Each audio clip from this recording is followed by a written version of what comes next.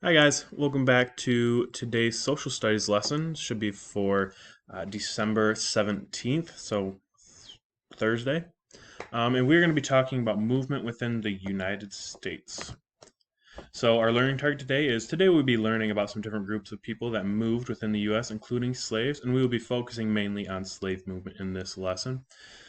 Slavery is obviously such a horrible thing, and to treat any human as less than a human is just the worst thing possible to do. But the way that they move throughout the states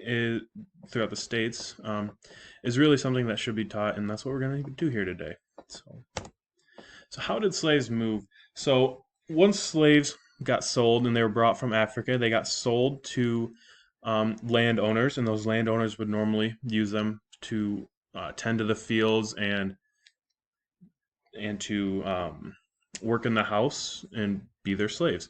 And these would happen at slave auctions, so people would actually go and buy other people and then take them to their plantation. But once they were there, a lot of times they just kept working there and they never left. But for the slaves that did want to leave, they all wanted to leave, but the ones that actually did it, they couldn't just go and walk off whenever they want. They could just say, all right, hey, I'm gone. See you guys. I don't want to do this anymore.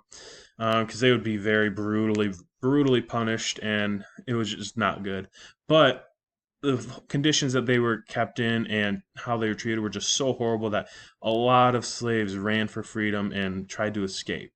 And where they would escape to would be the north. So in this map, which is from 1846, it shows um, the different free and slave states. And the red ones are the slave states, the blue ones are the free states, and then the gray and blue are other counties or countries that still were in the United States and free territories.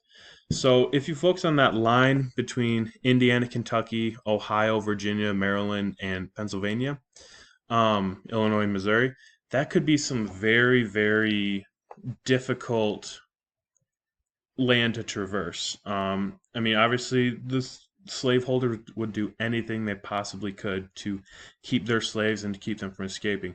But once they crossed that state line, they were in free. They were in a free state, and this free state meant that they no longer had to look over their shoulder, and they still did because their slaveholders would come into the free states and try and steal them back.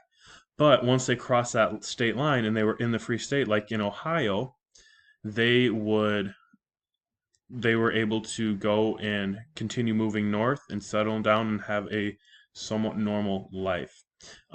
They would run north of the free states, and then they would escape the slave states and head to the north by using the Underground Railroad.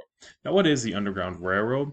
It is a network of people, houses, and communities that would house and hide escaped slaves from those slave holders and the slave catchers. Um, they helped them escape, travel north to freedom. There were hundreds of houses and people that helped these escaped slaves. What they would do they would mainly travel at night. They would get to a house, rest for a day or so in a hidden room, and then would continue north the next day, traveling under the darkness of night and hiding and using that. Um, there were hundreds of different routes that the Underground Railroad would take. There are some maps that show the Underground Railroad with just many different routes and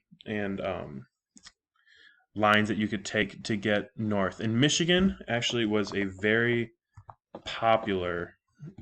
Um, oh, I'm getting ahead of myself. Sorry. Now we're going to take a break from me talking, and we're going to go listen to a read aloud of the story Freedom River by Doreen Rappaport.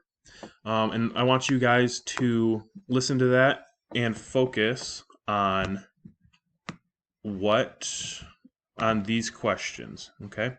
So, who was John? John is the main character, but I want you guys to focus on this when you're listening and have a pencil and paper so you can write these questions down or write the answers down to these questions. Why would he have a $1,000 bounty on his head? And do you think he was a part of the Underground Railroad and why? Okay, so I want you guys to write those on a piece of paper, either as you're listening to the book or after, okay? So why don't we take a pause here? The read aloud is in Google Classroom under the December 17th Social Studies assignment tab, okay? So go ahead and pause this right now, go listen to it, and then come back when you're ready. Hi guys, welcome back. I hope you enjoyed that story. I know I did when I read it. It's a great story, a great tale about some people who really sacrificed a lot to help the Underground Railroad. So these questions, I'd love to see your answers. If you want, you can take a picture of it and email them to either me or Mrs. Pappas. You don't have to, but if you like your answers and like what you learned about, go ahead and do that. But that was just something to kind of keep your mind engaged and to keep you listening to the story. And I hope you learned something from that book. It's a great book. All right, and now we are going to be having another read aloud. So this one is of Sweet Clara in the Freedom Quilt. So I want you to pause this again, and then it is in the same tab as the other read aloud. I hope you guys enjoy this book. It's a great book by Deborah Hopkinson, and I hope you guys enjoy it. So go ahead and pause the recording right now, and hope you enjoy the reading. Hi guys, welcome back. I hope you enjoyed the reading. I know I love that book. I read it. I've read it a lot, and every time it's a great story that I enjoy a lot.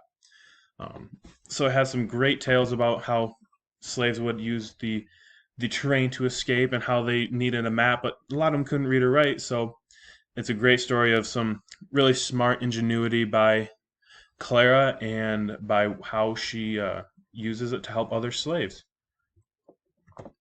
And some fun facts. So going back to the Underground Railroad, Michigan was a very big part of the Underground Railroad because we are on the border of the United States and we border Canada. A lot of slaves would come up through Michigan and escape to Canada because Canada was a completely free country. There was no slavery in Canada, and a lot of slaves would go there because once you cross that country line, the slave catchers could not chase them anymore, right? Once you're in a different country's territory, you can't just really freely move around and then steal someone and take them back into a different country. That's a little bit tougher, a little bit more strict of a line than a state line. But a fun fact, so there were a lot of different houses in the Underground Railroad, and my parents used to live in a house that used to be a part of the Underground Railroad. They lived down in Jonesville, which is about really south of the state right here.